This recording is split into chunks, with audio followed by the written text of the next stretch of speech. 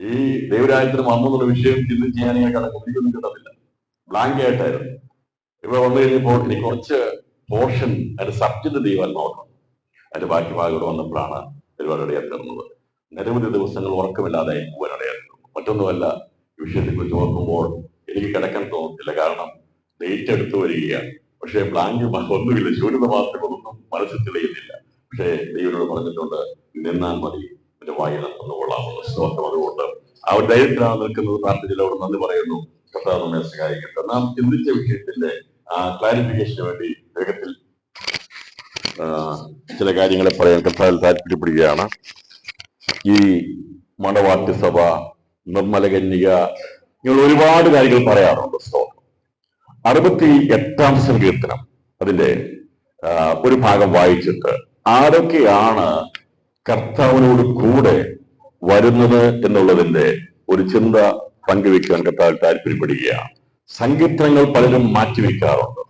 ഇന്നത്തെ പുതിയ ആൾക്കാർക്ക് സങ്കീർത്തനം വേണ്ടെന്നാ പറയാം. പക്ഷെ എന്നാൽ ദൈവ സങ്കീർത്തനമൊക്കെ നമുക്ക് ആവശ്യം. 68-ാം സങ്കീർത്തനത്തിന്റെ ഒരു ഭാഗമെടുത്ത് വായിച്ചിട്ട് ആരൊക്കെയാണ് കർത്താവിനോടുകൂടെ വരുന്നത്, യഹോവയോടുകൂടെ സകല വിശുദ്ധന്മാരും വരും എന്നുള്ളതിന്റെ ഒരു ക്ലാരിഫിക്കേഷൻ ഒന്നുകൂടെ തരുവാനാണ് ഞാൻ കർത്താവിൽ താല്പര്യപ്പെടുന്നത്. 68-ാം സങ്കീർത്തനം പറഞ്ഞിരിക്കുന്നത്, 68-ാം സങ്കീർത്തനത്തില് ഇപ്രകാരം പറഞ്ഞിരിക്കുന്നത്: സംഗീതക്കാർ മുമ്പിൽ നടന്നു, വീണക്കാർ പിമ്പിൽ നടന്നു, തപ്പ് പൊട്ടുന്ന കന്യകമാർ ഇരുപുറവും നടന്നു. 4 കൂട്ടരെ കുറിച്ചുകൂടെ പറഞ്ഞിട്ടുണ്ട്, ഇല്ലേ? ആരെക്കുറിച്ച് പറഞ്ഞിരിക്കുന്നത്? സംഗീതക്കാർ മുമ്പിൽ നടന്നു. 68-ാം സങ്കീർത്തനം 25-ാം വാക്യം. സംഗീതക്കാർ ഇവിടെ 24: ദൈവമേ, അവർ നിന്റെ എഴുന്നള്ളത്ത് കണ്ടു, എന്റെ ദൈവവും രാജാവുമായ എന്റെ വിശുദ്ധ മന്ദിരത്തേക്കുള്ള എഴുന്നള്ളത്ത് തന്നെ. സംഗീതക്കാർ മുമ്പിൽ നടന്നു, വീണക്കാർ പിമ്പിൽ നടന്നു, തപ്പുകൊട്ടുന്ന കന്യകമാർ ഇരുപുറവും നടന്നു. ഇത് ദാവീദോ ശലോമോനോ പുറപ്പെട്ടതിനെ കുറിച്ചല്ല പറഞ്ഞിരിക്കുന്നത്, ആണോ? അല്ല. ഇവിടെ എന്താ പറഞ്ഞിരിക്കുന്നത്? നമ്മളൊരു രാജാവിന്റെ യാത്രയെ കുറിച്ചാണ് പറഞ്ഞിരിക്കുന്നത്. ഇവിടെ പറഞ്ഞിരിക്കുന്നത്, ദൈവമേ, അവർ നിന്റെ എഴുന്നള്ളത്ത് കണ്ടു. അപ്പം ഭാവിയോടുള്ള ബന്ധത്തിൽ, നടക്കാൻ പോകുന്ന കാര്യത്തിലുള്ള ബന്ധത്തിൽ ദാവീദ് ആത്മാവിവശനായ ക്രിസ്തുവിനെ കുറിച്ച് എഴുതിയിരിക്കുക. ഞാൻ പറഞ്ഞല്ലോ, സങ്കീർത്തനത്തിൽ മശീക സങ്കീർത്തനമുണ്ട്, കഷ്ടസഹിക്കുന്നതിന് 22-ാം സങ്കീർത്തനം എഴുതിയിട്ടുണ്ട്.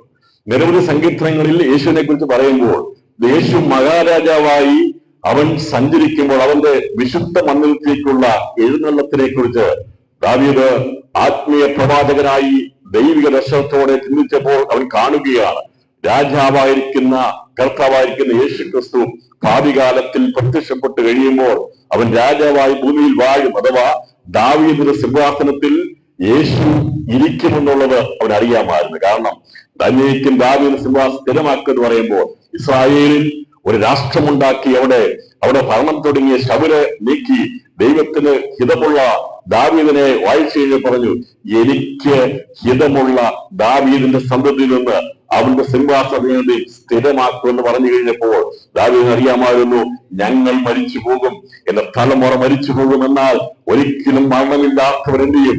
ഇവിടെ സിംഹാസനം ഇട്ട് വാഴുമെന്ന് ആത്മീയ ദർശനം ദാവീദിനുള്ളതുകൊണ്ട് അദ്ദേഹം പ്രവചനാത്മയം നോക്കിയപ്പോൾ അവൻ മനസ്സിലായി, ഒരു തലമുറ വന്ന് അടുത്ത തലമുറ പോകും, രാജാക്കന്മാർ മാറിപ്പോകുമെന്നാൽ ഒരു രാജാവ് എഴുന്നള്ളുമെന്ന് അവൻ അറിയാമായിരുന്നു. ഞാൻ പറഞ്ഞത്, എന്റെ ദൈവമേ, അവർ നിന്റെ എഴുന്നള്ളത്ത് കണ്ടു, എന്റെ ദൈവവും രാജാവുമായതിന്റെ വിശുദ്ധ മന്ദിരത്തേക്കുള്ള എഴുന്നള്ളത്ത് തന്നെ.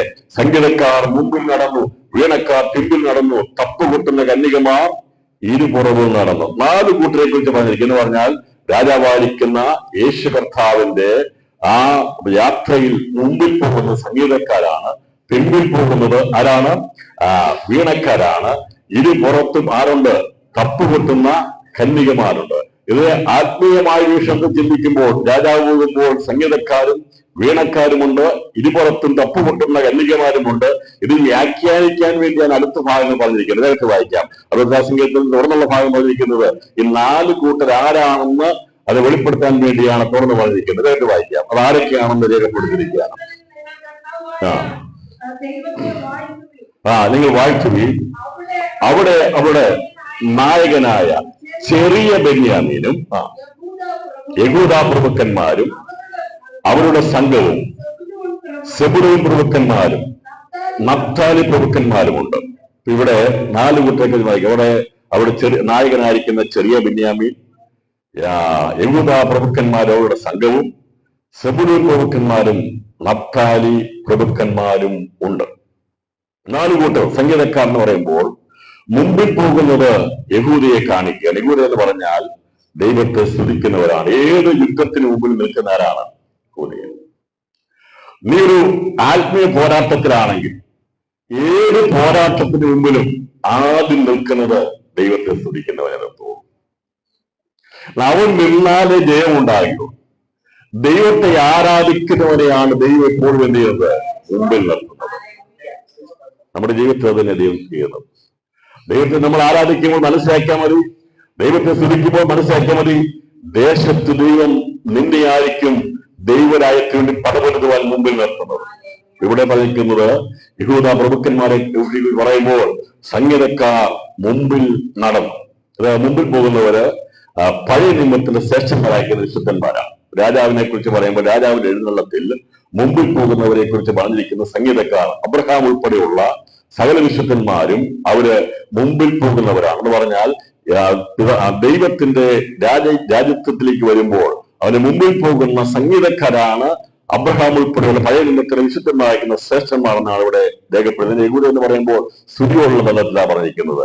രണ്ടാമത് പറഞ്ഞിരിക്കുന്നത് വീണക്കാർ മുമ്പിൽ നടന്നു. വീണക്കാർ എന്ന് പറഞ്ഞാൽ അത് വെളിപ്പാട് വീണകൾ പിടിച്ചുകൊണ്ടവർ പളങ്കികളെന്നിരിക്കെ ദൂരത്ത് നിൽക്കുന്നതായിട്ട് പറഞ്ഞിട്ടുണ്ട്. വീണക്കാർ എന്ന് പറഞ്ഞു കഴിഞ്ഞാൽ അവർ വീണകൾ എഴുതിയിരിക്കുന്ന കഷ്ടതയുടെ പൊരുതി വേടുന്നവരാണ്. നഫ്താലിയെ കുറിച്ചാണ്. നഫ്താലി എന്ന് പറയുമ്പോൾ അവർ പോർക്കട മേടുകളിൽ നിന്നാണ് പറഞ്ഞിരിക്കുന്നത്. ഇപ്പോൾ ദൈവത്തിന്റെ പിമ്പിൽ വരുന്നത് ഇസ്രായേലിന്റെ 144 നഫ്താലിയായിരിക്കുന്ന പോരാട്ടത്തിലൂടെ എതിർക്രിസ്തുവിന്റെ ഭരണസമയത്ത് പോരാട്ടത്തിലൂടെ രക്തസാക്ഷിത്വം ഭരിച്ച 144 പേരാണ് വീണകൾ പിടിച്ചുകൊണ്ട് നിൽക്കുന്നത്. എന്നാൽ വീണകൾ പിടിച്ചുകൊണ്ട് നിൽക്കുന്നവരെ രക്തങ്ങൾ എന്ന പളുങ്കതറി പോലെ കാണിച്ചിരിക്കുന്നതിനുള്ള ബന്ധത്തിലാണ് കാണിച്ചിരിക്കുന്നത്. അവർ രക്തസാക്ഷികളായിട്ടുള്ളവരാണ്. അവരാണ് വീണക്കാർ പിമ്പിൽ നടക്കുന്നത്. നഫ്താലിയെ കുറിച്ച് പറഞ്ഞിരിക്കുന്നത്. പിന്നെ ഇവിടെ ഇടത്തും വലത്തും പറഞ്ഞിരിക്കുന്നത് തപ്പ് പൊട്ടുന്ന കന്യകമാർ ഇരുപുറവും നടന്നു. അതിനകത്ത് 2 ഗോത്രങ്ങളുടെ പേര് പറഞ്ഞിരിക്കും. അതിന്റെ അർത്ഥം നമ്മൾ പഠിക്കുമ്പോൾ ഏത് ഗോത്രങ്ങളെ കുറിച്ച് പറഞ്ഞിരിക്കുന്നത്? സെബുലൂനുണ്ട്. സെബുലൂൻ എന്ന പേരിന്റെ അർത്ഥം കൂടെ വസിക്കും എന്നുള്ളതാണ്. കൂടെ വസിക്കും. ചെറിയ ബെന്യാമീൻ എന്ന് പറഞ്ഞ വലതുഭാഗത്തുള്ളതാണ്. നമുക്കറിയാം ഈ ഇസ്രായേലിന്റെ ഇഷ്ടഭാര്യയായിരുന്ന റാഖേല് പ്രസവിക്കുന്ന സമയത്ത് അവൾ വേദനയോടെ 12 ആൺമക്കളിലെ അവസാനത്തെ ഇസ്ഹാക്കിന്റെ രണ്ടാമത്തെ അല്ലെങ്കിൽ 4 പേരിൽ നിന്നും ഏറ്റവും ഇഷ്ടഭാര്യയായിരിക്കുന്ന റാഹേലിന്റെ രണ്ടാമത്തെ പുത്രനായിരിക്കുന്ന അവൻ ജനിക്കുമ്പോൾ വേദനയോടെ മകനെ പ്രസവിച്ചപ്പോൾ അവന്റെ പേര് ബെനോനി എന്നാണ് അവൾ ഇട്ടത്. ബെനോനി എന്ന് പറയുന്നത് വേദനയുടെ പുത്രൻ എന്നാണ്. എന്നാൽ അവനെ ആ പേര് മാറ്റി.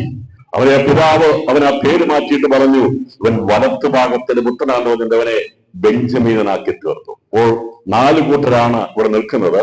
ഈ 4 കൂട്ടരിൽ മുമ്പിൽ പോകുന്നത് പഴയ നിയമത്തിന്റെ ശ്രേഷ്ഠന്മാരായിരിക്കുന്ന വിശുദ്ധന്മാരാണ്. അതാണ് യഹൂദയെ കാണിക്കുന്ന സംഗീതക്കാരെ കാണിക്കുന്നത്. വീണക്കാർ എന്ന് പറയുന്നത് എതിർക്രിസ്തു ഭരണസമയത്ത് പോരാടി നഫ്താലിയാണ്. ഞാൻ വിശദീകരിക്കുന്നത് ഒരുപാട് ഭാഗമായിട്ട് ചിന്തിക്കണം, പക്ഷെ ഞാൻ പേട്ടി പോവുകയാണ്. നഫ്താലി എന്ന് പറയുന്നതാണ്. അവർ പോരാട്ടത്തിലൂടെ ജയിക്കുന്നവരാണ്. ഇടത്തും വലത്തും നിൽക്കുന്നതിൽ സെബുലൂൻ എന്ന് പറയുമ്പോൾ കൂടെ വസിക്കും എന്നുള്ളതാണ്. അത് നമുക്കറിയാം, തോഴിമാരാകുന്ന കൂടെ നടക്കുന്ന കന്യകമാരുടെ ഗണത്തിൽപ്പെടുന്ന രക്തസാക്ഷിത്വം വരിക്കാത്തവരാണ് ഇടതുവശത്ത് നടക്കുന്നെങ്കിൽ വേദനയോടെ ആ ഭാഗത്തെത്തുന്നവരെ കാണിക്കാൻ വേണ്ടിയാണ് ചെറിയ ബെന്യാമീൻ കാണിച്ചെന്ന് പറഞ്ഞാൽ ദൈവസഭയുടെ രക്തസാക്ഷികൾ ഉണ്ടാകും. ദൈവസഭയുടെ രക്തസാക്ഷികൾ എതിർക്രിസ്തുവിന്റെ ഭരണസമയത്ത് ഉണ്ടാകും. അവരാണ് വലത്ത് ഭാഗത്ത്. ഇതിനെയാണ് ചെറിയ ബെന്യാമീൻ കാണിക്കുന്ന വേദനയുടെ കാണിക്കുന്നത്. അപ്പോൾ 4 കൂട്ടരെ കാണുന്നു. എന്നാൽ മണവാട്ട് സഭ എന്ത് പറഞ്ഞാൽ ഇത് എന്തെങ്കിലും മനസ്സിലാക്കി പറഞ്ഞാൽ യേശു ക്രിസ്തുവിനോട് കൂടെയോ? അതുകൊണ്ടാണ് മണവാളിനോട് കൂടെ ആരുണ്ട്? രാജാവിനോട് കൂടി ആരുണ്ട്? അവരൊന്നായി തീർന്നത് കൊണ്ടാണ് അവരെ വെളിപ്പെടുത്താതിരിക്കുന്നത്. കാരണം ക്രിസ്തുവിൽ ആരുണ്ട്? മണവാട്ടി. അപ്പോൾ നമ്മുടെ സ്ഥാനം എവിടെയാണെന്ന് അറിയാമോ? മണവാട്ടി സഭയുടെ സ്ഥാനം എവിടെയാണ് വരുന്നത്? അബ്രഹാമും കൂട്ടരുമൊക്കെ മുമ്പിൽ പോകുന്ന സംഗീതക്കാർ നടക്കുമ്പോൾ ഇനി വരാൻ പോകുന്ന എതിർക്രിസ്തുവിന്റെ രക്തസാക്ഷിത്വം വരിക്കാൻ പോകുന്ന 144 പേർ വീണകൾ പിടിച്ചുകൊണ്ട് അവർ പുറകെ വരുമ്പോൾ ഇരുപുറത്തും തോഴിമാരായിരിക്കുന്ന കന്യകമാർ തപ്പുകൊട്ടുന്ന അഥവാ ചന്ദ്രതേജസ് പ്രാപിക്കുന്ന ഒരു കൂട്ടർ ഇടതും വലതുവശത്ത് വേദനയിലൂടെ കഷ്ടതയിലൂടെ രക്തസാക്ഷ്യത്ത് ഭരിക്കുന്ന ദൈവസഭയുടെ ആൾക്കാരും ഇരു സൈഡിൽ നടന്ന് തപ്പുകൊട്ടുമ്പോൾ അതിന്റെ മധ്യഭാഗത്ത് രാജാവിനോട് കൂടി ഇരിക്കാനുള്ള പദവിയാണ് മണവാട്ടി സഭയ്ക്ക് ലഭിച്ചിരിക്കുന്നത്. അപ്പോൾ നമുക്ക് പദവി വലുതാകട്ടോ.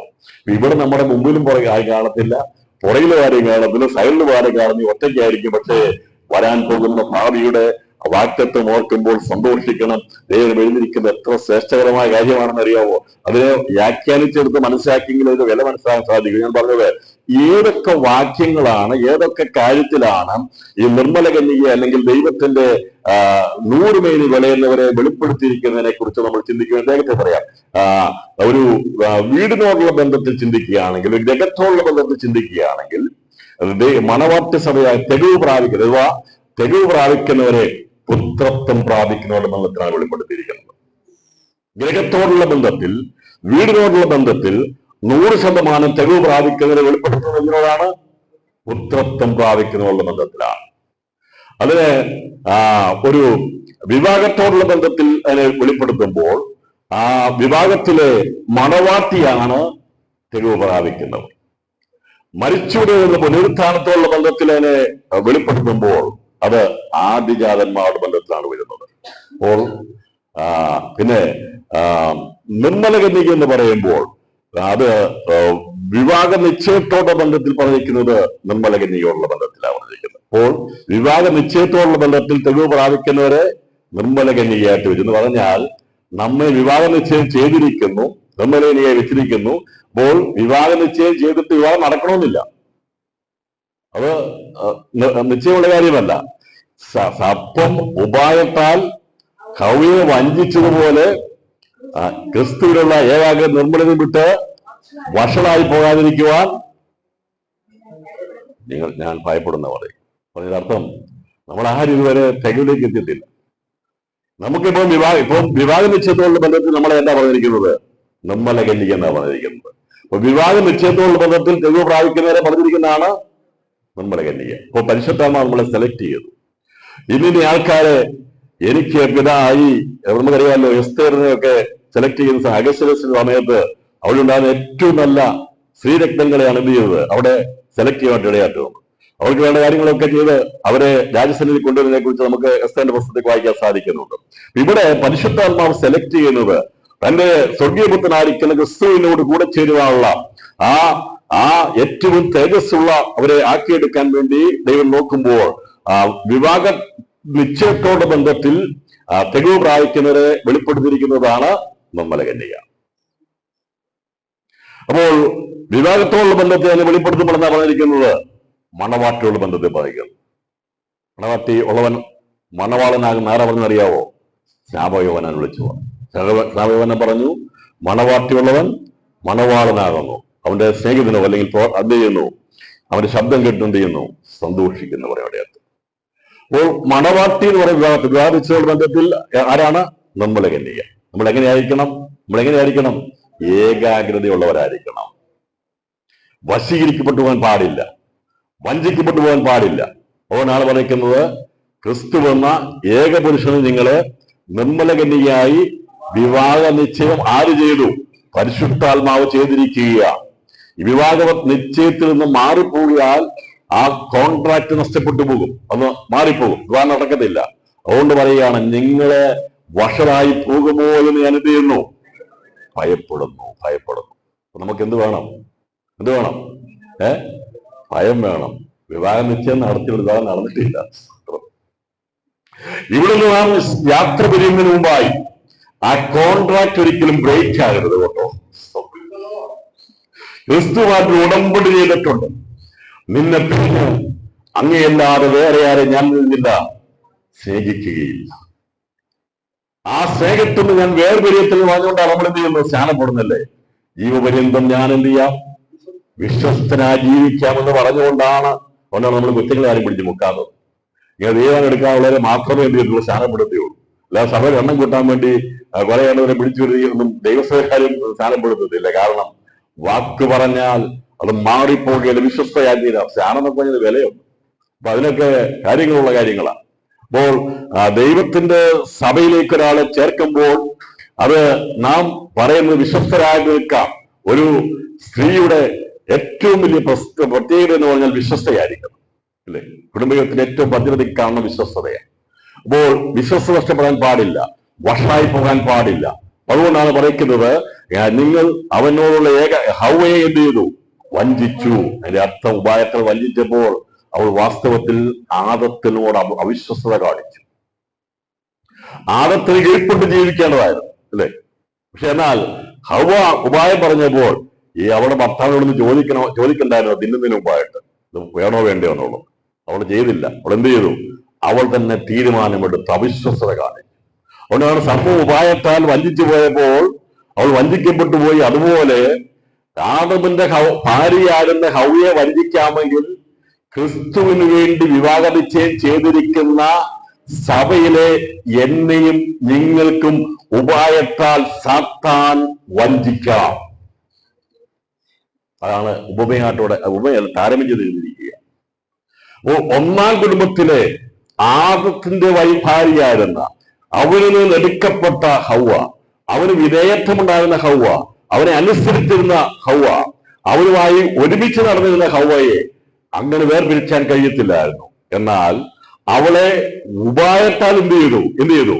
വഞ്ചിച്ച് ആ കുടുംബത്തിന് വേർപെടുത്തുവാൻ ശ്രമിച്ചെങ്കിലും ദൈവം അനുവദിച്ചു കൊടുത്തില്ല. സ്തോത്രം. വേണമെങ്കിൽ ഞാൻ അതൊക്കെ വിവാഹ സൂക്ഷ്മ മെസ്സേജല്ല എടുക്കുന്നത്. അവിടെ അതിനെ താലോചിച്ചുകൊണ്ട് പറയുകയാണ്, അവളെ വഞ്ചിച്ചു. ഏതെൻ തോട്ടത്തിൽ വഞ്ചിച്ചെങ്കിൽ ഇവിടെ നമ്മളെ ഇപ്പോൾ എന്തിരിക്കുകയാണ്? ദൈവം പരിശുദ്ധമായിരിക്കുകയാണ് പറഞ്ഞാൽ നമ്മളെ എന്തിരിക്കുകയാണ്? നിർമ്മല കന്യകയായി വിവാഹ നിശ്ചയം ചെയ്തിരിക്കുന്നു. അങ്ങനെ അന്ന് വിവാഹം നടത്തിക്കഴിഞ്ഞ ഹൗവയും ആദത്തിനും ഹൗവയെ വഞ്ചിക്കാൻ കഴിഞ്ഞെങ്കിൽ വിവാഹം നടക്കാത്ത വിവാഹ നിശ്ചയം മാത്രം ചെയ്തിരിക്കുന്ന എന്നെയും നിങ്ങളെയും എന്ത് ചെയ്യാം? സാത്താൻ ഉപായത്താൽ വഞ്ചിക്കാം. അങ്ങനെ വഷളത്വം ചെയ്ത് ദൈവത്തിന് അകന്നു പോകരുതെന്നാണ് അവിടെ ലേഖനത്തിൽ രേഖപ്പെടുത്തിയിരിക്കുന്നത്. വിവാഹ നിശ്ചയത്തോടെ ബന്ധത്തിൽ നിർമ്മല കന്യക സജിഭാഷക്ക് മനസ്സിലായോ? അപ്പോൾ വിവാഹ നിശ്ചയത്തോടെ ബന്ധത്തിൽ അത് പറഞ്ഞിരിക്കുന്നത് ആരാണ്? അത് നമ്മൾ നിർമ്മല കന്യക. നമ്മളിപ്പോൾ ആരാണ്? നമ്മൾ ഭൂമിയിൽ ആരാണ്? ഇപ്പോൾ ആരാണ് നമ്മൾ? ബന്ധുക്കർക്ക് ആകെ അറിയാവുന്ന 10 കന്യകമാരെ കുറിച്ച് അറിയത്തുള്ളൂ. 10 കന്യകമാരെ കൈകളൊക്കെ കൊണ്ട് പിടിച്ചു നിൽക്കുന്നതാണ് കൂടുതൽ ബന്ധുക്കോസുകാർ. നിങ്ങൾ ആരെങ്കിലും കൊണ്ട് അന്ന് വന്നാൽ മതി. എന്നെ കല്യാണ സദ്യക്ക് വിളിച്ചതല്ല, കല്യാണത്തിന് വേണ്ടി വിളിച്ചിരിക്കുന്ന അവസ്ഥ. മത്തായി 25-ാം അധ്യായത്തിൽ പറഞ്ഞിരിക്കുന്നത് കല്യാണ സദ്യക്ക് വേണ്ടി ക്ഷണിക്കപ്പെട്ടവരാണ്. അവര് കൈവിളക്കേണ്ടിയ കന്യകമാരാ. അതെക്കുറിച്ച് പഠിക്കണമെങ്കിൽ നിലവിളക്കുകളെ കുറിച്ച് പഠിക്കണം. 7 നിലവിളക്ക് കാണിക്കുന്നത് അത് തികവിനെ കാണിക്കുന്നു. തികവിനെ 7 കാണിക്കുന്നത് ഇപ്പോൾ 7 സഭയുടെ പീരീഡാണ്. അപ്പോൾ ഈ തികവാകുന്ന സഭയിൽ നിന്ന് ദൈവം തികച്ചെടുക്കുന്ന ദൈവസഭയുടെ തികവുള്ള സഭയെ അത് തികച്ചെടുത്തു കഴിയുമ്പോൾ അത് ക്രിസ്തുവിന്റെ മണവാട്ടിയായി മാറ്റപ്പെടും. ആദിയാകന്മാർ സഭയെ മാറിക്കഴിയും. പിന്നീട് വെളിപ്പാട് 11-ാം അധ്യായത്തിൽ കാണുന്നത് 2 നിലവിളക്കിനെ കാണാൻ സാധിക്കുന്നു. ഈ 2 നിലവിളക്കുകളെയാണ് ഇടത്തും വലത്തും നടക്കുന്ന ശ്രദ്ധിക്കണം. ആരും ശ്രദ്ധിക്കാതെ പോകരുത്. മനസ്സിലായാലും പിന്നെ ഞാൻ പറഞ്ഞുതരാം. അപ്പൊ ഇടത്തും വലത്തും നടക്കുന്ന ചന്ദ്രശോഭയുള്ള ആ കന്യകമാട് കിടത്തിപ്പെടുന്നവരെ 2 ഗ്രൂപ്പിനായി കാണിക്കാൻ വേണ്ടിയാണ് വീണ്ടും 2 നിലവിളക്ക് കാണിച്ചിരിക്കുന്നത്. ചില വിചാരിക്കുന്ന സഭ എടുക്കപ്പെട്ട് കഴിഞ്ഞാൽ പിന്നീട് ഇവിടെ ആരും ഇല്ലെന്നാണ്. അങ്ങനെ 7 നിലവിളക്ക് കഴിഞ്ഞ് 11-ാമത്തെ നിലവിളക്ക് പിന്നെ എന്താ? യഹൂദനാണോ? അല്ല, സഭയെ വെളിപ്പെടുത്തിയിരിക്കുന്നതാണ്. 7 സഭകൾ, 7 നിലവിളക്ക് 7 സഭകളാകും.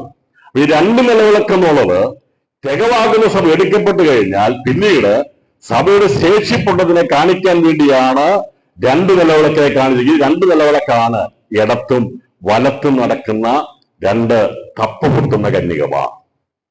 നമ്മൾ 45-ാം സംഗീതത്തിൽ പറഞ്ഞിരുന്നു, നമ്മൾ പാടിയിരുന്നു, നമ്മൾ പഠിച്ചിരുന്നു. എന്താ പഠിച്ചത്? അന്തപ്പുരത്തിലെ രാജകുമാരി ശോഭാപരിപൂർണയാകുന്നു. അവളുടെ വസ്ത്രം പൊൻകസ കൊണ്ടുള്ളത്, അവളെ ചിത്രത്തിലുള്ളത് വസ്ത്രം ധരിപ്പിച്ച് രാജസന്നിധിയിൽ കൊണ്ടുവരും. അവളോട് കൂടെ തോഴിമാരായി നടക്കുന്ന കന്യകമാരെയും കൊണ്ടുവരും. ഇത് തന്നെയാണ് ഈ പറയുന്ന കന്യകമാർ. അപ്പോൾ ഇടത്തും വലത്തും നടക്കുന്ന കന്യകമാർ എന്ന് പറയുമ്പോൾ തപ്പ് പൊട്ടുന്ന കന്യകമാർ ഇടത്തും വലത്തും നടന്നു. തപ്പ് പൊട്ടുന്ന കന്യകമാർ. ഈ ഇടത്തും വലത്തും നടക്കുന്ന തപ്പ് കൊട്ടുന്ന കന്യകമാരാണ് 11-ാം അധ്യായത്തിൽ പറയുന്ന 2 നിലവിളക്ക്. ഇനി വെളിപ്പുറം വായിക്കുമ്പോൾ മനസ്സിലാകണം. അതെ, ഒരു നിലവിളക്ക് വന്നിട്ടുണ്ടോ? ഇല്ല. 2 നിലവിളക്ക് രണ്ട് സമയങ്ങളിൽ അവിടെ പുനരുത്ഥാനം നടക്കുന്നതുകൊണ്ടാണ്. 2 സന്ദർഭങ്ങൾ അവിടെ പുനരുത്ഥാനം നടക്കുന്നത്. അപ്പോൾ ദൈവസഭയുടെ പുനരുത്ഥാനം, ദൈവസഭ മണവാട്ടി സഭയുടെ നിർമ്മലകന്യയുടെ പുനരുത്ഥാനം എപ്പോഴാണ് നടക്കുന്നത്? നിർമ്മലകന്യയുടെ പുനരുത്ഥാനം എപ്പോഴാണ് നടക്കുന്നത്? ആർക്കെങ്കിലും പറയാമോ? നിർമ്മലകന്യയുടെ പുനരുത്ഥാനം നടക്കുന്നത് ഏത് പുനരുത്ഥാനമാണ്? പുനരുത്ഥാനം ഉണ്ടെന്ന് പോലെ ഞങ്ങൾക്ക് അറിയത്തില്ലല്ലോ അല്ലേ. ഏതാണ് പുനരുത്ഥാനം? നിർമ്മലകന്യയുടെ പുനരുത്ഥാനം ഏതാണ്? നിർമ്മലകന്യയുടെ പുനരുത്ഥാനം മരിച്ചവരുടെ എന്നുള്ള പുനരുത്ഥാനമാണ്. പൗലോസ് രേഖപ്പെടുത്തി, വല്ലവരെയും മരിച്ചവരുടെ എന്നുള്ള പുനരുത്ഥാനത്തിന് വേണ്ടി ഞാൻ എല്ലാം എന്ത് ചെയ്യുന്നു? ചവറഞ്ഞു. അപ്പോൾ യേശുക്രിസ്തുവിന്റെ പുനരുത്ഥാനം എന്തായിരുന്നു? മരിച്ചവരുടെ പുനരുത്ഥാനമാണ്. അവൻ ആദിഫലമായി ആദ്യരാജ്യത്ത് വന്നു. അപ്പോൾ നമ്മൾ വ്യവസ്ഥ വായിക്കുമ്പോൾ ആകെ 2 പുനരുത്ഥാനങ്ങൾ. ഒന്നാമത്തെ പുനരുത്ഥാനം, ഒടുക്കത്താനുള്ള പുനരുത്ഥാനം. ബാക്കി 2 പുനരുത്ഥാനം മറവായി രേഖപ്പെടുത്തിയിരിക്കുന്നതാണ്. അത് ഇന്റർപ്രറ്റ് വ്യാഖ്യാനിച്ചെടുക്കണമെങ്കിലേ മനസ്സിലാകൂ. ഇവിടെ നിർമ്മലകന്യയായിരിക്കുന്ന ആ നിർമ്മലകന്യയുടെ പുനരുത്ഥാനം നടക്കുന്നത്, ഞാനിവിടെ മണവാട്ടി എന്ന് പറയുന്നില്ല, കാരണം വിവാഹം നടക്കുമ്പോഴേ എന്റെ അകത്തുള്ളൂ മണവാട്ടി ആകുകയുള്ളൂ. അപ്പൊ നിർമ്മലകന്യയിൽ പെടുന്നവരുടെ പുനരുത്ഥാനം നടക്കുന്നത് മരിച്ചവരുടെ പുനരുത്ഥാനമാ. അന്ന് വേറെ ആരും പുനരുത്ഥാനം എടുക്കത്തില്ല. പഴയ വിശുദ്ധമാരും പൊങ്ങത്തില്ല, നിത്യയോഗ്യതയുള്ള ആരും പൊങ്ങത്തില്ല, ചന്ദ്രശോഭയുള്ള പൊങ്ങത്തില്ല. ആരെ ഉയർത്തപ്പെടുകയുള്ളൂ? അന്ന് ജീവനോടിരിക്കുന്ന സൂര്യനെ പ്രാപിക്കുവാനുള്ള ആ വിശുദ്ധിയുടെ തികവിനെത്തിയിരിക്കുന്ന ദൈവഭയത്തിൽ വിശുദ്ധിയെ തികയ്ക്കുന്നവർക്ക് മാത്രമേ ജീവനോടിരിക്കുന്ന ഒരു കാലം വരുമ്പോൾ രൂപാന്തരപ്പെടുവാൻ കഴിയത്തുള്ളൂ. ദൈവഭയത്തിൽ എന്ന് പറഞ്ഞാൽ അർത്ഥം എന്നറിയാവോ? ദൈവജ്ഞാനത്തിൽ. നമ്മള് ദൈവസഭയുടെ മർമ്മത്തെക്കുറിച്ച് പഠിച്ചു അല്ലേ? ദൈവഭയം എന്ന് പറഞ്ഞാൽ എന്താണ്? ദൈവജ്ഞാനം. അപ്പോൾ ദൈവജ്ഞാനത്താൽ വിശുദ്ധിയെ തികയ്ക്കണം. ഈ ജ്ഞാനം കിട്ടിയെങ്കിലേ നമ്മൾ എന്ത് ചെയ്യത്തുള്ളൂ? നമ്മളെ തന്നെ സൂക്ഷിക്കുകയുള്ളൂ. ഇല്ലെങ്കിൽ എന്ത് ചെയ്യും? പേടിച്ചിട്ടാണെങ്കിൽ പേടിപ്പിക്കുന്നത് എന്ത് ചെയ്യും? മാറിപ്പോകും അല്ലേ? പേടിപ്പിച്ച് നിർത്തുകയാണെങ്കിൽ അവരാ പേടിപ്പിക്കുന്നില്ലെങ്കിൽ എന്ത് ചെയ്യാൻ ചെയ്യത്തില്ല. അവര് ദൈവഭയത്തിൽ വിശുദ്ധിയെ തികയ്ക്കുന്നതിന്റെ അർത്ഥം, ഈ മർമ്മം, ഈ ജ്ഞാനം അകത്തേക്ക് വന്നു കഴിയുമ്പോൾ എനിക്കത് മനസ്സിലാകും. എന്താ മനസ്സിലാകുന്നത്? എന്താണ്? ഇതെന്റെ വിളിയാണ്, ഇതെന്റെ ഭാവിയാണ്, ഇതെന്റെ ജീവിതത്തിന്റെ ഉദ്ദേശമാണ് എന്ന് നമുക്ക് ജ്ഞാനമുണ്ടായിക്കഴിഞ്ഞാൽ നാം എന്ത് ചെയ്യും? തന്നെത്താൻ സൂക്ഷിക്കും. കളങ്കം പറ്റുവാൻ സമ്മതിക്കുകയില്ല, വഞ്ചിക്കപ്പെടുവാൻ സമ്മതിക്കുകയില്ല. അവിടെ വരുന്ന ദൈവഭയത്തിൽ എന്ത് ചെയ്യണം? വിശുദ്ധിയെ തികക്കൽ. വചനം ഒരുപക്ഷെ വായിച്ചു വിചാരിക്കും, ഒരുപക്ഷെ അർത്ഥം മനസ്സിലായി കാണത്തില്ല. ഒരുപാട് പ്രാവശ്യം പറഞ്ഞിട്ടുള്ളതാ. ദൈവഭയത്തിൽ വിശുദ്ധിയെ തികയ്ക്കാൻ ഒരുപാട് പ്രാവശ്യം കേട്ടിട്ടുള്ളതാ. പക്ഷേ ഇന്ന് ഞാൻ ആത്മാവിൽ എന്ന് ദൂത് പറയാം, ദൈവഭയത്തിൽ വിശുദ്ധിയെ തികയ്ക്കുക എന്നതിന്റെ അർത്ഥം നീ പേടിച്ചിട്ട് വിറയ്ക്കുക എന്നല്ല, നീ പേടിച്ചിട്ട് വിശുദ്ധനായി തീരുക എന്നുള്ളതല്ല. ജ്ഞാനം പ്രാപിച്ചിട്ട് ദൈവമർമ്മമായിരിക്കുന്ന ദൈവരാജ്യത്തിന്റെ മർമ്മം മനസ്സിലാക്കി കഴിയുമ്പോൾ, അത് ദൈവഭയം വന്നു കഴിയുമ്പോൾ ഉണ്ടാകുന്ന ഒരു ഒരുക്കമുണ്ട്. ഞാൻ വഞ്ചിക്കപ്പെടാൻ പാടില്ല. എന്റെ മേൽ വിളിച്ചിരിക്കുന്ന വിളി സ്വർഗീയ വിളിയാണ്. അതിന് അനുസരണക്കേടുണ്ടാകാതെ, സ്വർഗീയ ദർശന അനുസരണക്കേടുണ്ടാകാതെ കാത്തു സൂക്ഷിക്കുന്നതിനെയാണ് ദൈവഭയത്തിൽ വിശുദ്ധിയെ തികയ്ക്കുക എന്നുള്ളത്. അല്ലാതെ മത്സരമാരെ അടിക്കൊന്നുമില്ല, തള്ളിയെടുക്കില്ല, അന്നും പേടിക്കൊന്നുണ്ടാണ്. നമുക്ക് ജ്ഞാനം വന്നു കഴിയുമ്പോൾ, തിരിച്ചറിവ് വന്നു കഴിയുമ്പോൾ, ഞാൻ ആരാണെന്നുള്ള ഉൾബോധം വന്നു കഴിയുമ്പോൾ ഞാനും വശീകരിക്കാൻ പറ്റത്തില്ല. പറഞ്ഞുതരാം അതിലേക്ക് പോയില്ലല്ലോ. പോയിട്ട് ഈ ദൈവഭയം എന്താണ്, വിശുദ്ധതയെന്ന് പറഞ്ഞിട്ട് ബാക്കി പറയാം. ഇത്രയും നാൾ വായിച്ച് മനസ്സിലാകാറുന്നോ? ദൈവഭയത്തെ വിശുദ്ധീകരിക്കുന്നത് മനസ്സിലാകാറുന്നോ? നേരത്തെ മനസ്സിലാകാറുന്നോ? ഇങ്ങനെ മനസ്സിലായില്ല. ഇങ്ങനെ മനസ്സിലാക്കാൻ വേണ്ടിയാണ് നിൽക്കുന്നത്. ദൈവഭയത്തിൽ വിശുദ്ധിയെ തികയ്ക്കുക എന്നുള്ളത് ഒരുപാട് കേട്ടിട്ടുണ്ട്. നല്ല എഴുതി വെക്കും. അതിനർത്ഥം എന്താണ്? ദൈവജ്ഞാനത്താൽ പരിചാരം ഉണ്ടായി കഴിയുമ്പോൾ നമ്മുടെ വിളിയാലുള്ള ആശയം ഇന്നതെന്ന് തിരിച്ചറിഞ്ഞു കഴിയുമ്പോൾ പൗലോസ് കണ്ണുതിരോടെ പ്രാർത്ഥിക്കുക, ദൈവമേ, ദൈവസഭയിലുള്ള എല്ലാവർക്കും നിന്റെ വിളിയാലുള്ള ആശയം ഇന്നതാണെന്ന് അറിയണം. പ്രാർത്ഥിച്ചു കഴിഞ്ഞപ്പോൾ അവരുടെ ആഗ്രഹം അതായത് എനിക്ക് മാത്രമല്ല, എന്റെ കൂടെ വരുന്ന എല്ലാ പ്രിയപ്പെട്ടവരും അറിയണം ആ വിളിയാലുള്ള ആശയം എന്താണ്, അതിന്റെ വില എന്താണെന്ന് മനസ്സിലാകാൻ വേണ്ടി താൻ രാത്രി മുഴുവൻ പ്രാർത്ഥിക്കുമായിരുന്നു, അവർക്കിത് വെളിപ്പെട്ട് കിട്ടുവാൻ വേണ്ടി. ഞാനിത് വരുന്നതിന് മുമ്പായിട്ട് ഞാനും പ്രാർത്ഥിച്ചു, കർത്താവേ, ഈ പറയുന്നത് ചിലരുടെ എങ്കിലും ഉള്ളിൽ പോകാൻ ഇടയാകണമേ എന്ന് പ്രാർത്ഥിപ്പാനിടയാക്കുന്നു. കുടം കമഴ്ത്തി വെച്ച് ഒഴിക്കുന്ന ഒരു പരിപാടിയാക്കിയിടാതെ ദൈവജ്ഞാനം എന്താണെന്ന് മനസ്സിലാകുവാൻ, നമ്മളെ വിളിച്ചിരിക്കുന്ന വിളിയുടെ ആഴം എന്താണെന്ന് മനസ്സിലാക്കുവാനുള്ള കൃപ നൽകണമേ എന്ന് പ്രാർത്ഥിപ്പാട്ടിടയാക്കുന്നു. പ്രിയപ്പെട്ടവർ, അല്ല നമ്മളോട് വന്ന് ഫെലോഷിപ്പ് നടന്ന് കൈ കൊടുത്ത് പ്രാർത്ഥിക്കുന്നതിൽ പോകുവാനല്ല, ഈ ഒരു ജ്ഞാനം നമ്മുടെ അകത്ത് വന്നും ദൈവഭയത്തിൽ നാം എന്ത് ചെയ്യണം? വിശുദ്ധിയെ തികയ്ക്കണം. നാം അതിനെ പേടിപ്പിക്കുന്നതല്ല. ഇത് എന്താണ്? വിളിയെ കുറിച്ചുള്ളതായ വരാനുള്ള നന്മയെ കുറിച്ച് ഓർത്തുകൊണ്ട് ഇന്നതാണ് ആയിത്തീരുമെന്നുള്ള ആ തിരിച്ചറിവ് ജ്ഞാനം വന്നു കഴിയുമ്പോൾ അങ്ങനെയുള്ളവർ എന്ത് ചെയ്യാൻ കഴിയത്തില്ല, ഒരു പ്രലോഭനത്തിലും പെടുത്തുവാൻ കഴിയത്തില്ല. അതിനെയാണ് ദൈവഭയത്തിൽ വിശുദ്ധിയെ തികയ്ക്കുക എന്ന് പറഞ്ഞിരിക്കുന്നത്. അപ്പോൾ നിർമ്മലകനിയായിരിക്കുന്ന ദൈവത്തിന്റെ കുഞ്ഞാടിനോട് വിവാഹം നിശ്ചയം ചെയ്തിരിക്കുന്ന ഈ പറയുന്ന നിർമ്മലകന്യകയായിരിക്കുന്ന ദൈവസഭയിലുള്ളവരെ വശീകരിക്കാൻ വേണ്ടി വിവിധ ഉപദേശക്കാർ വരും. ഞാൻ പറയാം, ഈ ദുരുപദേശം പറയുന്നവന് സാധാരണക്കാരൊന്നും വേണ്ട. നിങ്ങൾ നോക്കിക്കോ, ഏത് ദുരുപദേശക്കാരനും പുറകെ കൂടുന്ന ആരെയാണെന്നറിയാമോ? സഭയിലൊക്കെ വിശ്വാസം നിൽക്കുന്ന അവന്റെ പുറകെ കൂടുകയുള്ളൂ. കാരണം അവനെ പിടിക്കുന്നു പോകാൻ നിൽക്കുന്നത്. കാരണം ശിഷ്യന്മാരെ തങ്ങളുടെ പിന്നാലെ വലിച്ചുകൊണ്ട് പോകുന്ന ദുരുപദേശകന്മാരെ എഴുന്നേക്കുന്ന പറയുന്നു. ഓരോരോ ഉപദേശങ്ങൾ വരുമ്പോൾ പലരും എന്ത് ചെയ്യും? അതിന് പിന്നാലെ പോകും. പുതിയ പുതിയ ടീച്ചിങ് എന്ന് പറഞ്ഞു പോകും. ഞാനൊരു കാര്യം പറയാം, പെന്തക്കോസ്തിന്റെ അടിസ്ഥാന ഉപദേശത്തിന് അപ്പുറമായ ഉപദേശം കേൾക്കരുത്. അത് ഏതുമാകട്ടെ, പുതിയ ഏത് ഉപദേശമാകട്ടെ, നമ്മൾ അംഗീകരിക്കപ്പെടാൻ പാടില്ല. യേശുവിന്റെ സഭയ്ക്ക് ഏത് അടിസ്ഥാന ഉപദേശമുണ്ട്. ഒരുപക്ഷെ നമ്മൾ പോകുന്ന സഭയ്ക്കകത്തൊക്കെ ഒരുപാട് പ്രശ്നങ്ങൾ കാണും, ഒരുപാട് വിഷയങ്ങൾ കാണും. പക്ഷേ അടിസ്ഥാനം മറിച്ചു കളയരുത് കേട്ടോ.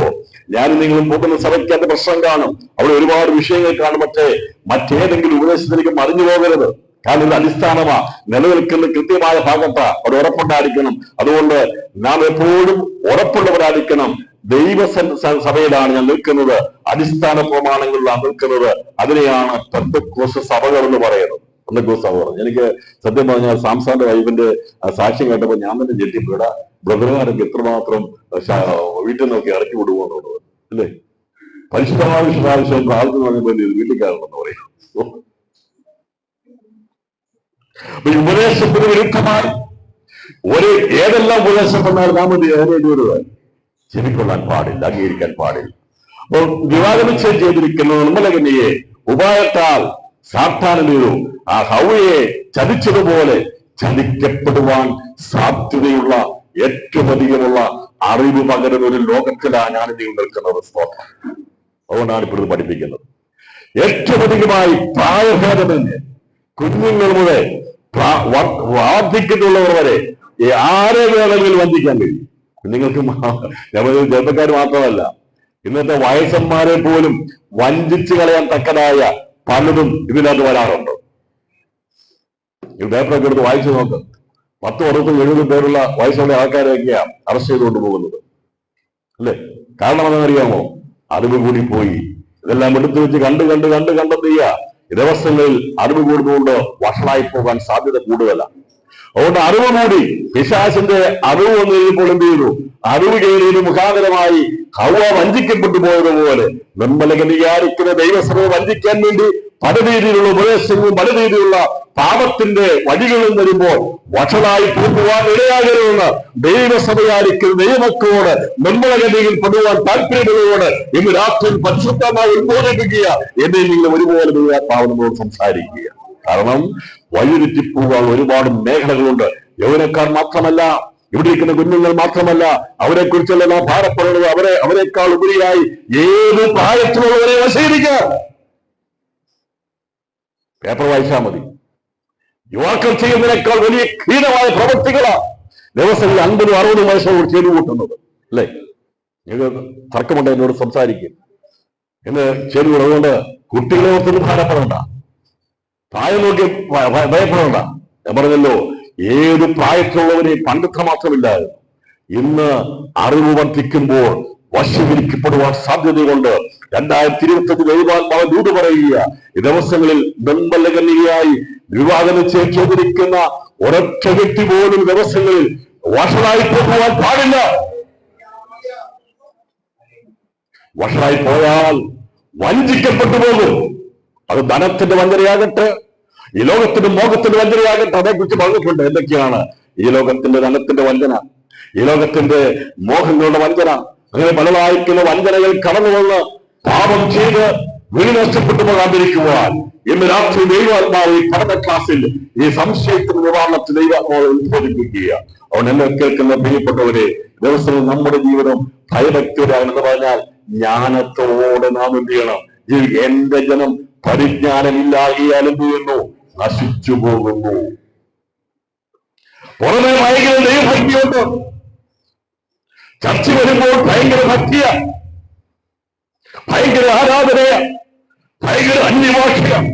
പക്ഷേ ജീവിതത്തിന്റെ വ്യക്തിപരമായ ജീവിതങ്ങളെ സൂക്ഷ്മക്കണ്ണാടി വെച്ച് പരിശോധിച്ചാൽ ഇന്ന് രാത്രി ദൈവാംശം വലിച്ചു കയറി പറയാൻ സമ്മതിക്കുക. ശരിക്കും സൂക്ഷ്മക്കണ്ണാടി വെച്ച് പരിശോധിച്ചു കഴിഞ്ഞാൽ ഈ തുള്ളലും വരയിലും ഒക്കെ ആരാധനയുള്ളൂ. ജീവിതത്തിന്റെ വ്യക്തിപരമായ ജീവിതത്തിൽ നമ്മൾ സൂക്ഷിക്കുന്നത് മാത്രം സ്തോത്രം ചെയ്താണ്. ദൈവാത്മാവിൽ നമുക്ക് ദൈവത്തെ മഹത്വപ്പെടുത്തുവാനിടയായിട്ട് ഭയഭക്തിയുടെ വേഷം കിട്ടാൻ ഒരുപാട് പേരുണ്ട്. നമ്മളെക്കാൾ അന്യഭാഷ പറയുന്ന ഒരുപാട് കള്ള ഉപദേശിമാരുണ്ട്. എനിക്കറിയാം. ഈ തത്വത്തെ പഠിപ്പിച്ചാൽ അതും അന്യഭാഷ പറയും. അന്യഭാഷ പറയുന്നതുകൊണ്ട് ബന്ധുക്കോസാനാണ് അവർ ചിന്തിക്കുന്നത്. കൊണ്ടോ അന്യഭാഷ പഠിച്ചെടുക്കാം. ഏത് അന്യഭാഷയും ആരുടെ ആരാധനയും 2-3 പ്രാവശ്യം കണ്ടു കഴിഞ്ഞാൽ അതുപോലെ മനഃപ്പാടമാക്കി വെച്ച് വെക്കാൻ തരും. എല്ലാം ഞാൻ പറയുന്നത്, ഏത് ലോകയുടെ പോലും അന്യഭാഷ പറയാം, നീ വിശ്വസിച്ചു പോകരുത്.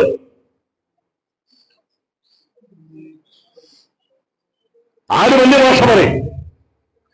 പറയുന്നുകൊണ്ട് ജീവിത ഉപദേശമുണ്ടോ നോക്കിക്കോ. ജീവിതത്തിൽ ഫലമില്ലെങ്കിൽ തിരിച്ചറിഞ്ഞുകൊള്ളണം. ഒരു വൃക്ഷത്തെ അതിന്റെ ഫലം നോക്കിയാ തിരിച്ചറിയുന്നത്. അതുകൊണ്ട് മുമ്പേ പറഞ്ഞതുപോലെ കാര്യപ്രാപ്തിയല്ല, ഫലപ്രാപ്തിയാണ് ആവശ്യം. ഫലമുള്ളവരായിരിക്കണം. ദൈവഭയത്തിൽ വിശുദ്ധിയെ തയ്ക്കാന്ന് പറഞ്ഞാൽ ഈ പരിജ്ഞാനം വന്നു കഴിയുമ്പോൾ എന്ത് ചെയ്യും? ദൈവത്തിന്റെ ആത്മാവ് പറയും, നീ പോകുന്നത് ശരിയല്ല എന്ന് പറഞ്ഞു കഴിഞ്ഞാൽ അന്നേരം എന്നെ പുൽസ്റ്റോപ്പിട്ടുള്ളണം. നിർമ്മലഗനി എന്നാണ് മനസ്സിലായല്ലോ. നിർമ്മലഗനി എന്ന് പറഞ്ഞാൽ വിവാഹ നിശ്ചയം ചെയ്തിരിക്കുന്ന സ്വർഗീയ വിളി കൗകര്യക്കാരായിരിക്കുന്നവരാണ്.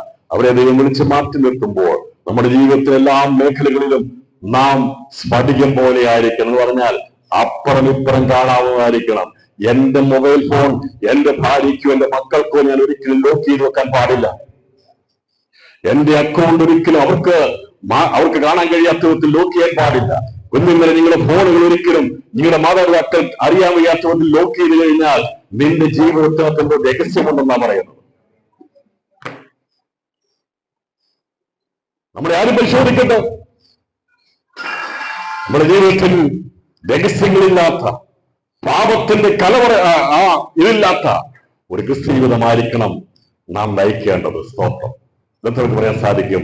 അതെ, ആ ഒരു ജീവിതത്തിന് വേണ്ടി ഞാൻ ആഗ്രഹിക്കുന്നത്. എല്ലാം ഏതെങ്കിലും മറച്ചിരിക്കുന്നെങ്കിൽ ഹവ്വ ഒളിച്ചതുപോലെ ഒളിക്കുക. അവൾ വഞ്ചിക്കപ്പെട്ടപ്പോൾ, ആദ്യം വഞ്ചിക്കപ്പെട്ടു കഴിഞ്ഞപ്പോൾ ഒളിക്കാൻ തുടങ്ങി. ഒളിവ് എവിടെ വന്നാലും, രഹസ്യം എവിടെ വന്നാലും പാപം അകത്ത് പ്രവേശിച്ചെന്നാണ് കാണിക്കുന്നത്. അതുകൊണ്ട് ദിവസങ്ങളിൽ രഹസ്യങ്ങളുടെ ജീവിതമാകാൻ പാടില്ല. ഞാനും നിങ്ങളും വെളിച്ചമായിരിക്കണം. അവൻ വെളിച്ചമായതുകൊണ്ട് ഇത് മാറിപ്പോകും. അതുകൊണ്ട് പറയുന്നത്, ക്രിസ്തുവിന്റെ വെളിച്ചം വന്നു കഴിയുമ്പോൾ ഇരുളിന്റെയും ഒടുമിന്റെയും മാറിപ്പോകും. നിങ്ങൾ മുഴുവനായി പൂർണ്ണമായി വെളിച്ചമായി കഴിയുമ്പോൾ നമ്മൾ എന്ത് ചെയ്യും? നമ്മൾ നിർമ്മലകന്യകയായി തീരും. അതിനെയാണ് നിർമ്മലകന്യക എന്ന് പറയുന്നത്. ഇരുൾ മാറി, പാപം മാറി, രഹസ്യങ്ങൾ മാറി. അത് എവിടെ പോയാലും അവൻ ക്രിസ്തുവിൻ്റെതാണെങ്കിൽ അത് നിർമ്മലമായിരിക്കും. എന്ന് പറഞ്ഞാൽ സ്ഫടികം പോലെ, സ്ഫടികം പോലെ നിർമ്മലമായിരിക്കും. അപ്പുറം ഇപ്പുറം കാണാം. എന്നെ എവിടെ നോക്കിയാലും, കോട്ടയത്ത് നോക്കിയാലും, ആഫ്രിക്കയിൽ നോക്കിയാലും, അമേരിക്ക നോക്കിയാലും, ജോലി സ്ഥലത്ത് നോക്കിയാലും, വീട്ടിൽ നോക്കിയാലും, സഭയിൽ നോക്കിയാലും ആരായിരിക്കണം? നമ്മൾ വിശുദ്ധന്മാരായിരിക്കണം. നാം ഈ വിശുദ്ധന്മാരായിരിക്കണം. ഇതിനെയാണ് നിർമ്മല കന്യക എന്നതുകൊണ്ട് അർത്ഥമാക്കുന്നത്. ഭൂമിയിൽ നാം ജീവിക്കുന്നത് നിർമ്മല കന്യകയോടുള്ള ബന്ധത്തിലാണെങ്കിൽ, രഹസ്യങ്ങളില്ലാത്ത ജീവിതമാണെങ്കിൽ, എന്റെ പാസ്ബുക്കോ എന്റെ അക്കൗണ്ട് ബുക്കോ എന്ന് പറഞ്ഞാൽ നിങ്ങളുടെ ആരുടെയും ഗൂഗിൾ പേയുടെ ഒന്നും പിന്നമ്പറാണെന്നല്ല പറഞ്ഞത്. എനിക്ക് രഹസ്യമില്ല, അതുകൊണ്ട് പിന്നമ്പറെല്ലാം എടുക്കുന്നത് അതല്ല പറഞ്ഞിരിക്കുന്നത്. ഈ എബ്രഹാം ദാസ് പ്രസംഗിച്ചു, എനിക്കൊരു രഹസ്യമില്ല, നാളെ ആരെങ്കിലും ചോദിക്കുമ്പോഴത്തേന് എന്റെ പിന്നെ മൃതാവട്ടോ MP എന്ന മൃത എന്ന് പറഞ്ഞാൽ വിളിച്ചു പറഞ്ഞിരിക്കുന്നത്. അത് അവർക്ക് വേണം പറഞ്ഞു. ഞാൻ പറഞ്ഞതിനർത്ഥം എനിക്കൊരു രഹസ്യമുണ്ടെന്നല്ല എന്റെ അർത്ഥം.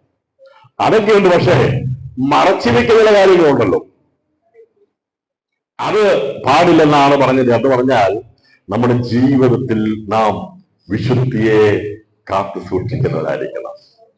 ഇളയ സഹോദരിമാരെ, ഇളയ വിശ്വാസികളെ നാം ചെയ്യണം, അവരെ സഹോദരിമാരെ പോലെ. നമ്മുടെ മൂത്ത ഉള്ളവരെ എന്ത് ചെയ്യണം? നമ്മൾ എന്ത് ചെയ്യണം? നമ്മള് അപ്പം ചില ചോദിക്കും, ഒരേ പ്രായത്തിൽ ജനിച്ചാൽ എങ്ങനെ നോക്കണമെന്നുള്ളത്.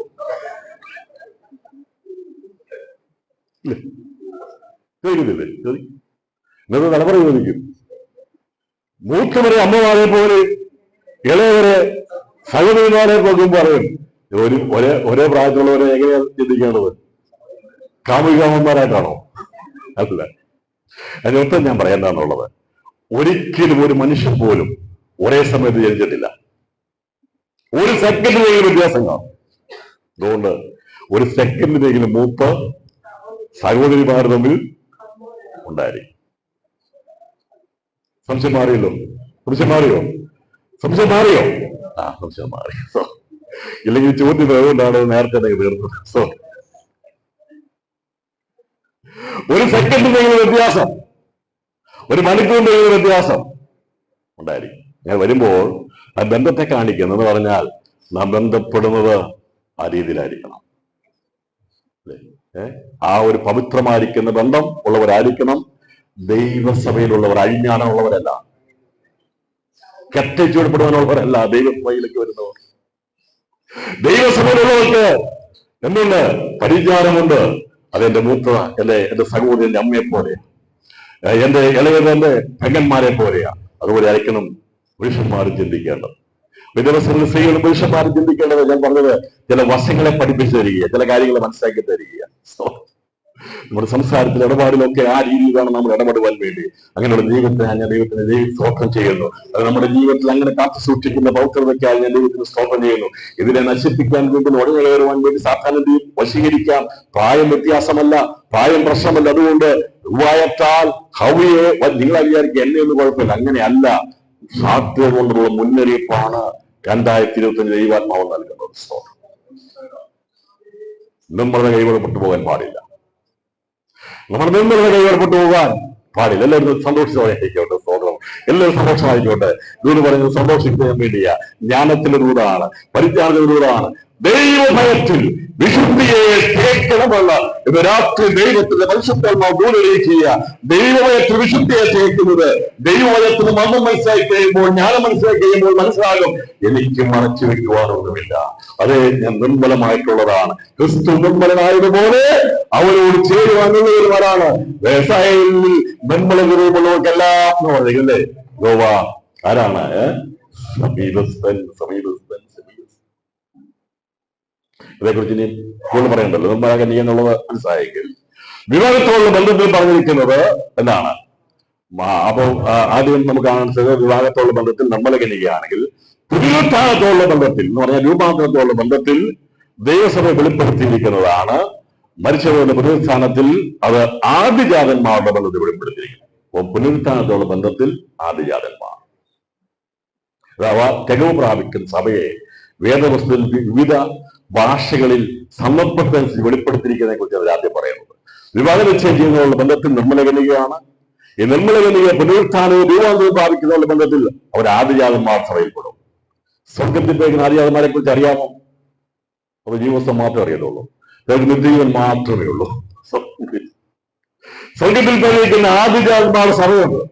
എഴുതിയിരിക്കുന്നത് അതുകൊണ്ടാണ് കർത്താവ് പറഞ്ഞത്, നിങ്ങളുടെ പേരുകൾ സ്വർഗത്തിൽ എഴുതിയിരിക്കുന്നതുകൊണ്ട് സന്തോഷിപ്പീൻ. ഭൂതങ്ങൾ പുറത്താകുന്നതല്ല എന്ന് പറഞ്ഞാൽ ജീവപുസ്തകത്തിൽ മാത്രമല്ല, സ്വർഗത്തിൽ എഴുതപ്പെടാനുള്ളതാണ്. ജീവപുസ്തകത്തിൽ എഴുതപ്പെടുവാൻ മാത്രമല്ല, സ്വർഗത്തിൽ ജീവപുസ്തകത്തിൽ എഴുതും. അതുപോലെ തന്നെ സ്വർഗത്തിൽ മറ്റൊരു പുസ്തകമുണ്ട്. അതെന്താണ്? ആദ്യജാതന്മാരുടെ സഭയിൽപ്പെടുവാനുള്ള ഭാഗ്യം. അപ്പൊ നമുക്ക് ജീവപുസ്തകത്തിൽ പേരെഴുതി അതുകൊണ്ട് മാത്രം ഇരിക്കാൻ പാടില്ല. നമ്മൾ എവിടേക്ക് എത്തണം? ആദ്യജാതന്മാർ സംഘത്തിൽ, പുനരുത്ഥാനത്തിന്റെ ബന്ധത്തിൽ ആദ്യജാതന്മാരുടെ സഭ. വിവാഹത്തോടുള്ള ബന്ധത്തിൽ മണവാട്ടിയെ വെളിപ്പെടുത്തുന്നു. മണവാട്ടി സഭയിൽ തെളിവ് പ്രാപിക്കുന്നവരാണ്, 100% പ്രാപിക്കുന്നവരാണ് മണവാട്ടി. രാജാവിനോടുള്ള ബന്ധത്തിൽ, രാജ്യത്തോടുള്ള ബന്ധത്തിൽ ആരാണ്? രാജ്ഞിയെ വെളിപ്പെടുത്തുന്നു. രാജ്ഞി അവനോടുകൂടെ വരുന്ന രാജ്ഞിയായിട്ട് വെളിപ്പെടുത്തിയിരിക്കുന്നു. ഭരണത്തോടുള്ള ബന്ധത്തിൽ അതാ വെളിപ്പെടുത്തിയിരിക്കുന്നു. ഈ അവകാശത്തോടുള്ള ബന്ധത്തിൽ, നിത്യതയുള്ള ബന്ധത്തിൽ നമ്മെ എന്തിരിക്കുന്നു? പുത്രത്വം പ്രാപിക്കുന്ന ബന്ധത്തിൽ വെളിപ്പെടുത്തിയിരിക്കുന്നു. ഇത്രയുമാണ് എന്റെ ഒരു ചെറിയ പഠനത്തിൽ നിന്ന് ദൈവസഭയിലെ തെളിവ് പ്രാപിക്കുന്നതിനെ കുറിച്ച് ബൈബിളിൽ പറഞ്ഞിരിക്കുന്ന കാര്യങ്ങൾ. ഇനി അതൊക്കെയുള്ള എന്തെങ്കിലും ഉണ്ടെങ്കിൽ നിങ്ങൾക്ക് കൂട്ടാം, കുറയ്ക്കാനൊന്നുമില്ല എന്ന് വിശ്വസിക്കുന്നു. കുറയ്ക്കണം ആർക്കെങ്കിലും ഉണ്ടെങ്കിൽ കൈ ഒന്ന് ഉയർത്തി കുറച്ചാണ്. ഞാൻ പറഞ്ഞിരിക്കുന്നത് തെറ്റാണെന്ന് ആർക്കെങ്കിലും അഭിപ്രായം ഉണ്ടെങ്കിൽ ഞാനത് കുറച്ചെടുക്കാം, ഞാൻ കുറയ്ക്കാം. ഞാൻ പറഞ്ഞ എന്തെങ്കിലും കുറവുണ്ട്, കുറയ്ക്കണോ വേണ്ട. ഇനി എന്തെങ്കിലും കൂടുതൽ നമ്മൾ കുറച്ച് കൂടുതൽ പഠിച്ചിട്ട് നമുക്ക് മനസ്സിലാകും. അപ്പോൾ ഈ പറഞ്ഞിരിക്കുന്ന ഏതൊക്കെയാണ്? നമ്മളെ കന്യക, ആദ്യജാതന്മാരുടെ സഭ, മണവാട്ടി, രാജ്ഞി, പുത്രത്വം പ്രാപിക്കുക. ഇങ്ങനെ 5 വിധത്തിലാണ് എന്റെ എളിയ പഠനത്തിൽ നിന്ന് ഈ തെളിവ് പ്രാപിക്കുന്ന സഭയെ വെളിപ്പെടുത്തിയിരിക്കുന്നത്. പുനരുത്ഥാനങ്ങളുടെ ബന്ധത്തിൽ കൂടെ പഠിക്കാം. പുനരുത്ഥാനത്തോടെ ബന്ധത്തിൽ പ്രാപിക്കുന്ന തേജസ്സുള്ള ബന്ധത്തിൽ നിത്യതയിൽ അവരാരായിരിക്കും? അവർ സൂര്യ തേജസ് പ്രാപിക്കുന്നവരായിരിക്കും. മേനിയോടുള്ള ബന്ധത്തിൽ, വിളയോടുള്ള ബന്ധത്തിൽ എന്താണ്? 100 മേനിയിൽ പെടും. ഇങ്ങനെ 7ആയിട്ട് നമുക്ക് വേണം പഠിക്കാം. 7ആയിട്ട് നമുക്ക് പഠിക്കാം. ഇങ്ങനെ വിവിധമായ പഠിപ്പിക്കലുണ്ട്. വിളവിനോട് സുവിശേഷം വിതച്ചു കഴിയുമ്പോൾ 30, 60, 100 മേനി വിളവിനോടുള്ള ബന്ധത്തിൽ, മേനിയുള്ള ബന്ധത്തിൽ 100 മേനി തികയുന്നവരെ കാണിക്കുന്നു. തേജസ്സുള്ള ബന്ധത്തിൽ എന്താ കാണിച്ചിരിക്കുന്നത്? സൂര്യതേജസ്സുള്ള ബന്ധത്തിൽ കാണിച്ചിരിക്കുന്നു. ക്രിസ്തുമായിട്ടുള്ള ബന്ധത്തിൽ അവനെ വെളിപ്പെടുത്തുന്ന മന്ദിരത്തോടുള്ള ബന്ധത്തിലാണ് സഭയെ വെളിപ്പെടുത്തിയിരിക്കുന്നത്. നിത്യതയിൽ നാം കാണപ്പെടുന്നത് മന്ദിരത്തിലായിരിക്കും. പിന്നെ രാത്രിയിൽ ഞാൻ സന്ദേശം അവസാനിപ്പിക്കാം. നാം ആരായിരുന്നു?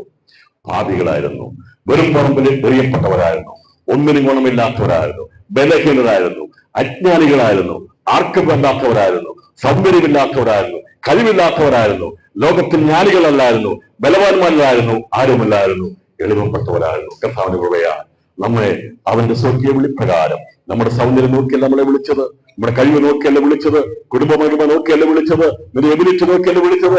എന്തെങ്കിലും തന്നെങ്കിൽ ദൈവം തന്നത് മാത്രമേ ഉള്ളൂ, എന്തെങ്കിലും ഇല്ലെങ്കിലും ദൈവം തരാതിരുന്നതേ ഉള്ളൂ. അതുകൊണ്ട് നമുക്ക് പ്രശംസിപ്പാനൊന്നുമില്ല. നിനക്ക് ബുദ്ധി ഉണ്ടെങ്കിൽ നീ എന്ത് ചെയ്യരുത്?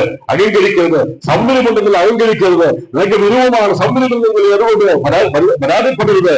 നിന്നെ ഇങ്ങനെ സൃഷ്ടിക്കുന്നത് ദൈവം കരുതരുത്. നമ്മുടെ സൃഷ്ടിപ്പ് ഇങ്ങനെയായതിനാൽ ദൈവത്തിന് സ്തോത്രം ചെയ്യാം എന്ന് പരസ്പരം ദൈവത്തിന് സ്തോത്രം ചെയ്യാൻ പലപ്പോഴും ഇഷ്ടമില്ലാത്ത രീതിയിൽ ചിന്തിക്കാറുണ്ടെന്നാണ് രാത്രി പറയണം.